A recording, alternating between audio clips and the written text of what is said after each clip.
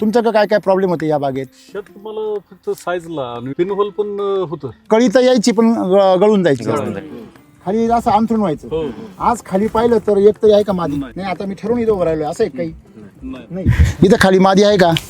जेव्हा ही जे गळाली ते काय आहे? नर आहे. आणि जर एखादी मादी गळाली असेल चुकून, ही बा अशी गळाली पा, पण ती वीक मादी आहे, म्हणजे ही वीक मादी आहे, कमकुवत. मग कमकुवत मादी जर असली त्याला काय होतं, लगेच गळून जाते, सोडून देतं ते. मग याच्यामध्ये पिनोल बोरर कधी येतो हे पहिलं मगाशी तुम्हाला सांगितलं मी. खोडकिडा आणि पिनोल बोरर कधी येतो?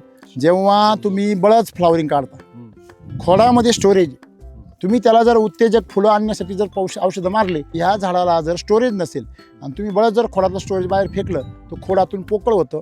पोकळ झाल्यावर या निसर्गाला असं वाटतं की हे झाड मेलंय, मग तो तिथं काय करतो? किडी पाठवतो. कळलं का तुम्हाला? म्हणजे आपल्याला काय वाटतं? रोग लागला नाही, कमजोर झालं खोड. काय झालं? कमजोर. मग आपण कमजोरी दूर केली पाहिजे का कीड बाजूला केली पाहिजे? आपण काय करत बसतो? इंजेक्शन मार, फवारा मार, आमका मार, ड्रेंचिंग कर, कीटकनाशक, बुरशीनाशक. आपल्याला तावर येते पण त्याला काय होत नाही. खरं खोटं आहे? म्हणून विषाचे प्रयोग झाडावर करायचे नाही. मग काय करायचं? अशा झाडाला आपला जे काही सॉईल चार्जरचा बेसल डोस आहे तो बेसल डोस द्यायचा आणि LSQची ट्रीटमेंट करायची. 15 दिवसामध्ये सगळे पिनहोल बरोबर. काय? कारण ती खोड आतून भरायला लागतं.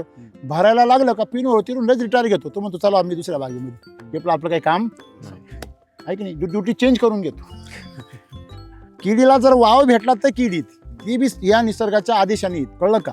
म्हणजे कीड आली हेच लक्षण आहे की तुमचं खोड कमकुवत झालेलं आहे.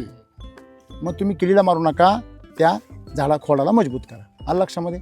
असा मुद्दा आहे.